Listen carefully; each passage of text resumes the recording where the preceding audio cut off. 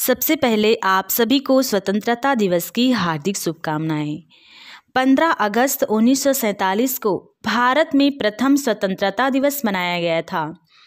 इस साल 2020 में भारत अपना 74वां स्वतंत्रता दिवस मनाया जा रहा है।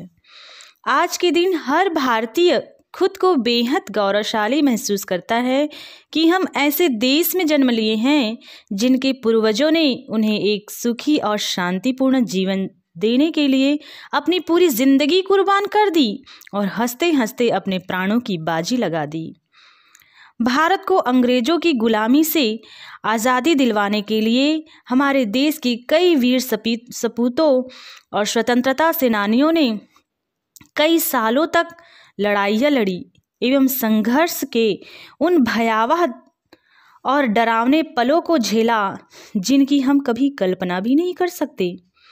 यही नहीं, देश के कई वीर सपूतों ने आज़ादी की लड़ाई में अपने प्राणों तक की आहुति दे दी।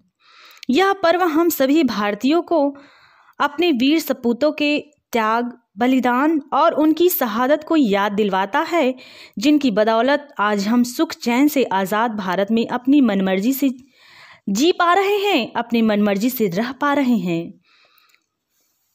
वही राष्ट्रीयता के इस पावन पर्व के दिन हम सभी भारतीय देश के महान स्वतंत्रता सेनानियों के संघर्षों और समर्पणों को याद करते हैं और उनकी शौर्य गाथा का बखान करते हैं, ताकि आने वाली पीढ़ी के अंदर अपने स्वतंत्रता सेनानियों के लिए सम्मान का भाव पैदा हो, साथ ही राष्ट्र प्रेम की भावना जागृत हो सके।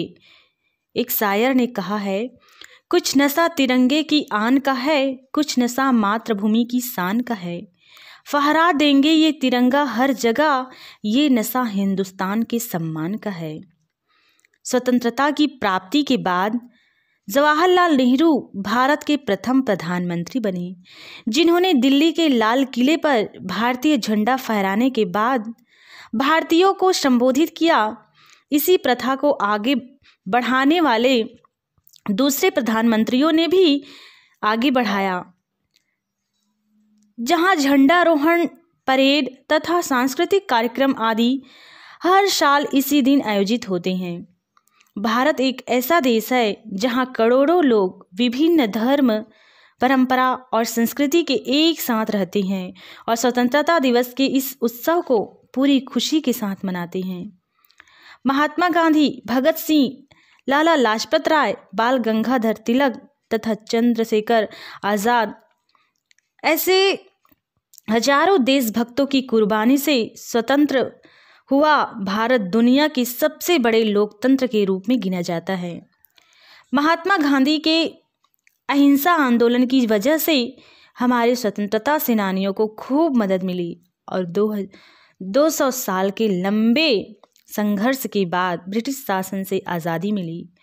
स्वतंत्रता के लिए किए गए कड़े संघर्ष ने उत्प्रेरक का काम किया, जिसने ब्रिटिश शासन के खिलाफ अपने अधिकारों के लिए हर भारतीय को एक साथ किया, चाहे वो किसी भी धर्म, वर्ग, जाति, संस्कृति या परंपरा को मानने वाले हो।